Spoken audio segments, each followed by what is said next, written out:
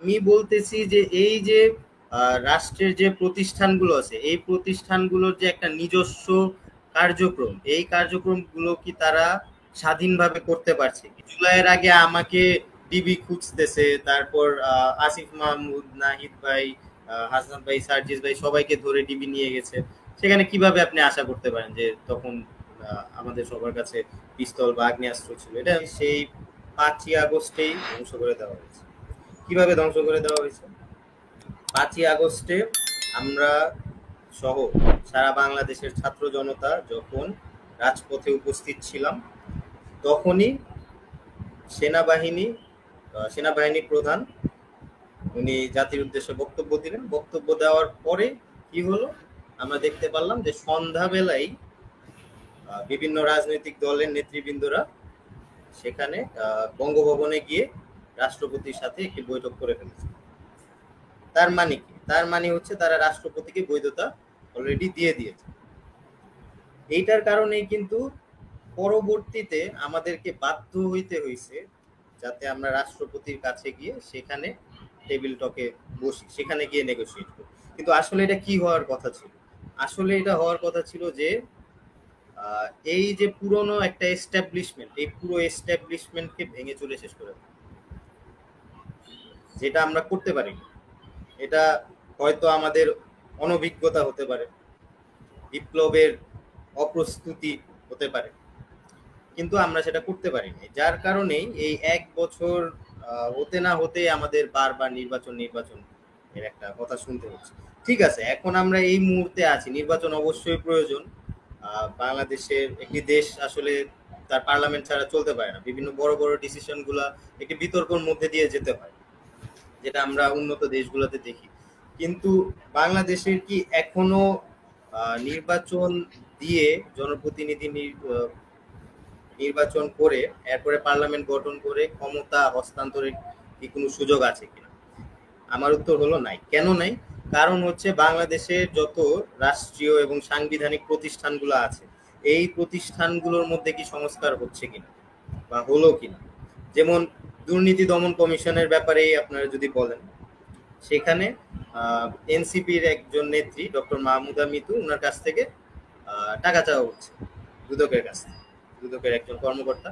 এই যে এই স্ট্রাকচারাল যে সিনড্রোম গুলো আছে, যে দুর্নীতি বা হচ্ছে স্বজনপ্রিয়তা, এইগুলা কি আমরা সমূলে নিঃশেষ করতে পারছি কিনা?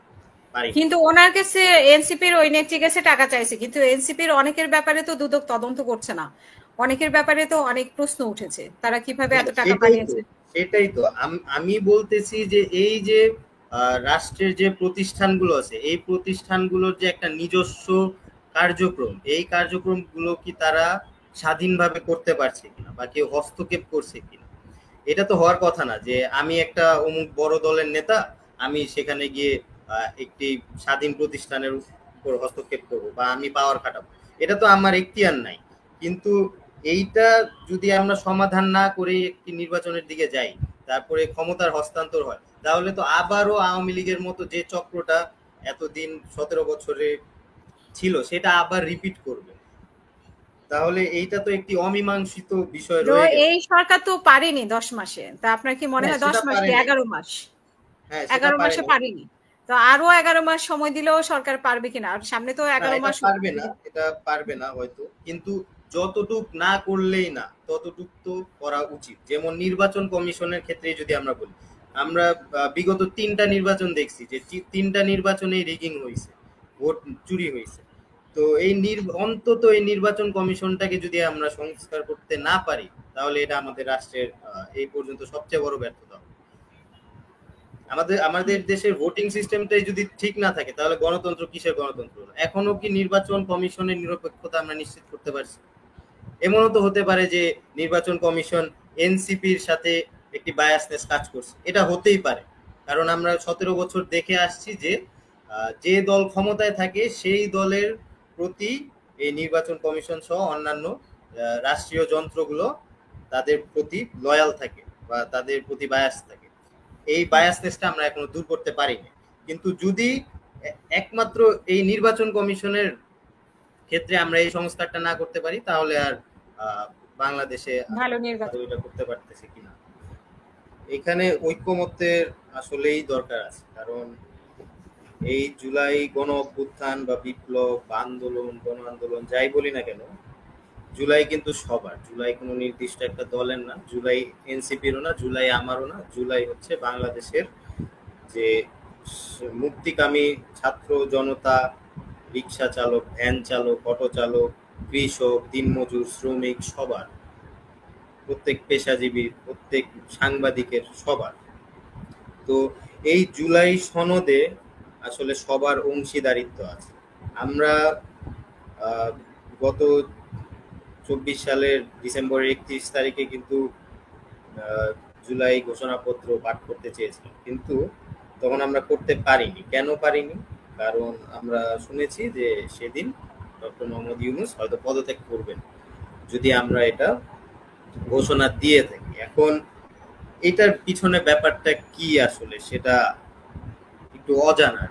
জুলাই এর যে জুলাই সনদ বা জুলাই ঘোষণাপত্র বা সেকেন্ড রিপাবলিক, এগুলা কেন হয়নি? আমরা কি এখনো কোনো অদৃশ্য শক্তির কাছে অনুগত হয়ে গিয়েছি কিনা, এটা একটা প্রশ্ন।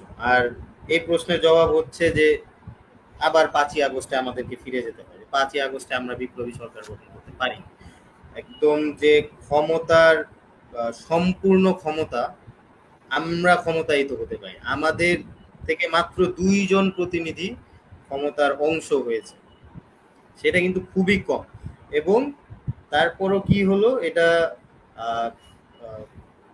সারওয়ার ভাই যেটা বললেন যে 8ই আগস্টে তারা ওই ফ্যাসিস্ট কর্তৃক যে রাষ্ট্রপতি বসিয়ে দেওয়া হয়েছিল তার কাছে উপদেষ্টারা শপথ নিয়েছে। আবার উনি বলেছেন যে উপদেষ্টা পরিষদে যারা আছে, উপদেষ্টা পরিষদেও তারা ওই বিপ্লবের স্পিরিটটাকে ধারণ করতে পারেনি।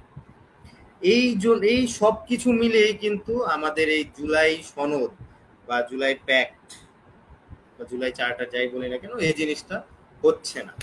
কিন্তু সেই জায়গায় যদি আমরা থাকতাম বা জাতীয় সরকার হতো, তাহলে কিন্তু ঘটনাটা চিত্রটা ভিন্ন হতো।